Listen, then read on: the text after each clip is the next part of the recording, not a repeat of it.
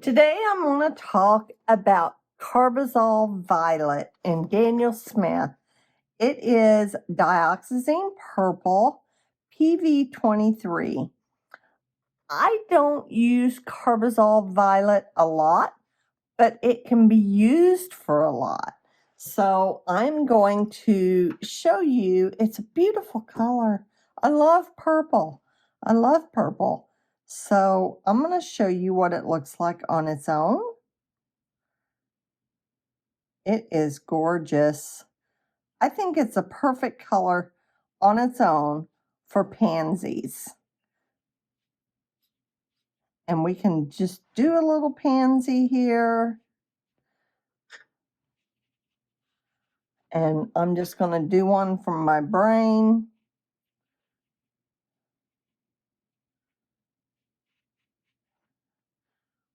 And I'm not even sure if this is how it's constructed correctly. Or maybe a violet. And we'll let that dry and then we'll do the center. But it is also a good mixer color. So you can take dioxazine purple and mute down a lot of different colors. So I'll take some ultramarine blue here. I need to do something with this ultramarine blue. I think I just need to dig this out and get fresh. It has fossilized.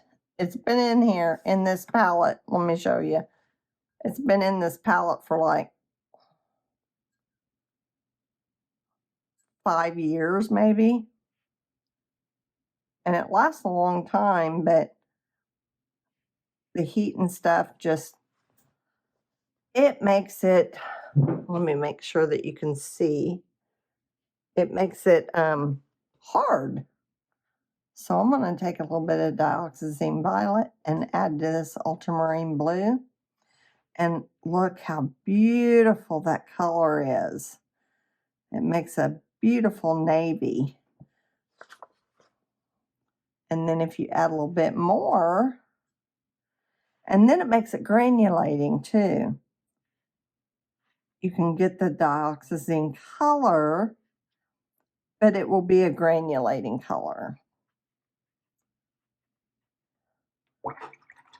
And I'm just telling you this stuff off the top of my head. If you have more ideas with dioxazine violet, please leave them in the comments below, because there could be things out there that I don't know to do with dioxazine or Carbazole Violet that, may rock my world. So if we took dioxazine violet and mixed it with a little, I could mainly use it as a mixer. Mix it with a little bit of burnt umber. I think you get this beautiful umber violet color. Gorgeous. I think it's a wonderful mixer. And then maybe with some quinacridone red. Let me get, I was mixing that quinacridone red with white the other day. Okay, so we get some Carbazole Violet and mix it with quinacridone red. Beautiful. Oh my gosh. This color is beautiful. Look at that beautiful color. It's great as a mixer. I keep it on my big palette, but of 18 colors, I'll show you. I keep it on this palette that I travel around with me, but I don't keep this. These palettes here are very limited. So I just try to keep it minimized, and I change them out. So, okay, let's put a little bit of this dioxazine violet here and mix it with this I have orange here and I have quinacridone gold. Quinacridone gold is so good on its own. Let's mix it with this orange and see what happens.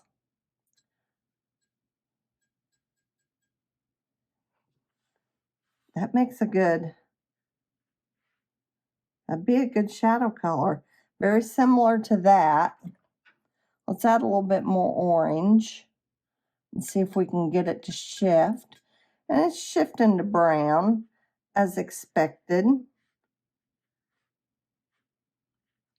because it's mostly complementary.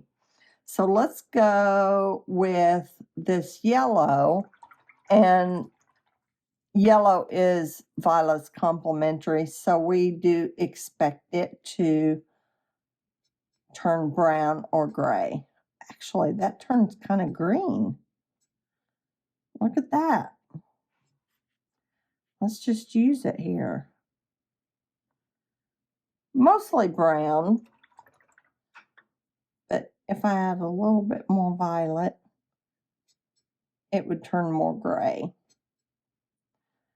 which is a pretty, it's kind of brown still, kind of a warm brown. Let's put a little bit more in there. Now I flipped it. Both these colors are very strong. There we go.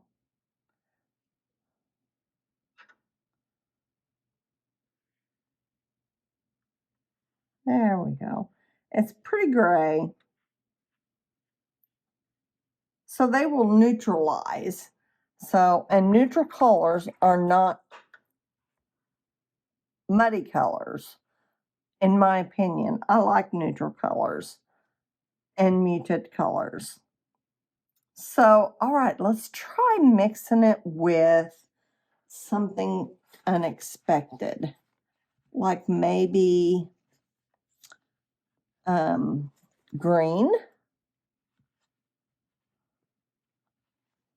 Let's take some of this Green Apatite Genuine, which is a very neutral green. It's a Primatech color. And I'm going to get a little bit of Carbazole Violet.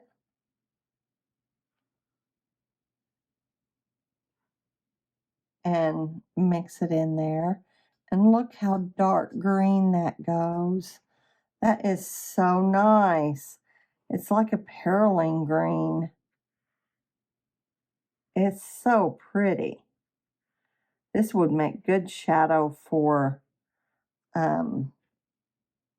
leaves. And now I have one more mix I want to show you. And I love this mix. Let me get this out. And I think it's an important mix to know, because there's one of two ways you can do this. You can take some violet and put it in your pan. And this is wonderful for spring. Right now, spring is on my brain because, you know, you just get tired of winter. You just get tired.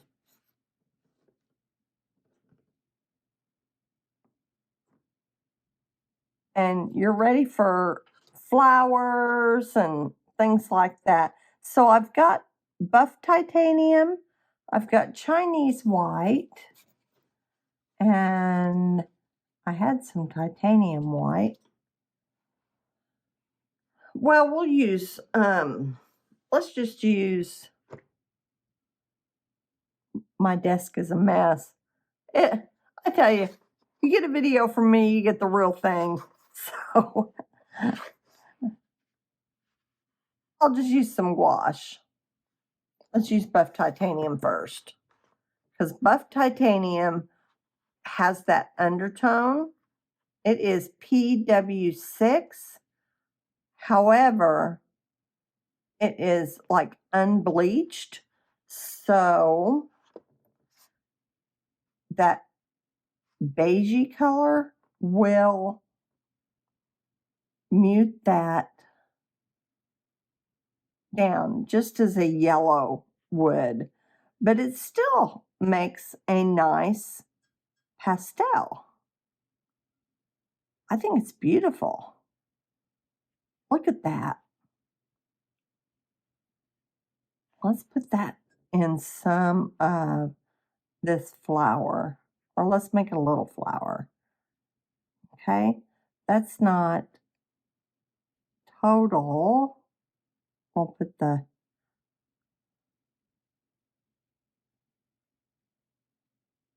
that kind of looks like a character. Let's make that a little fluffier. Fluffy, fluffy, fluffy, fluffy. Make it look more like a flower.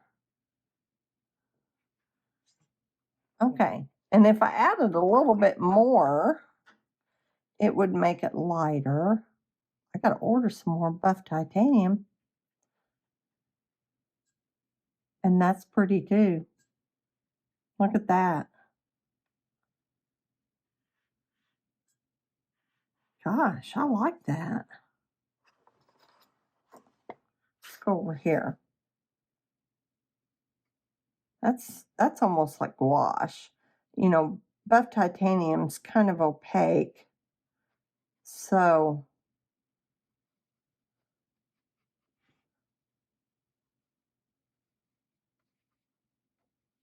it's pretty.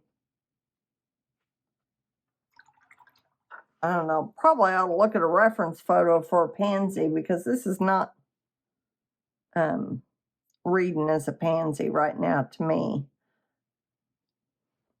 Let's look and see what the difference is when I mix it with white. I've got Chinese white. I thought I had titanium white sitting out here, but I can't find it. So we'll use gouache.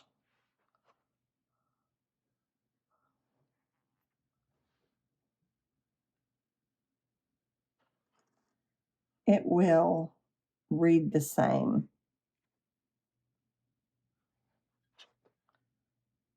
But it's going to be opaque, but it's not going to have that beige color to mute it down like that.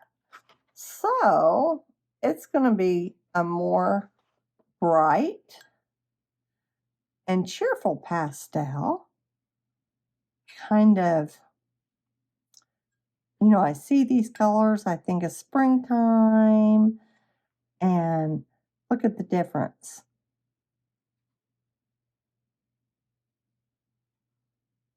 Let me make a little violet here.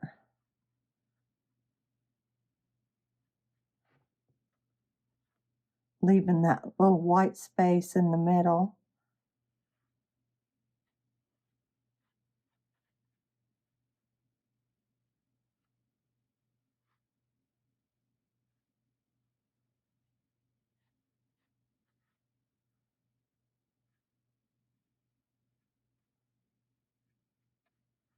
Isn't that pretty? And then you could come back with your violet while it's still wet and drop it in. See if it'll move right.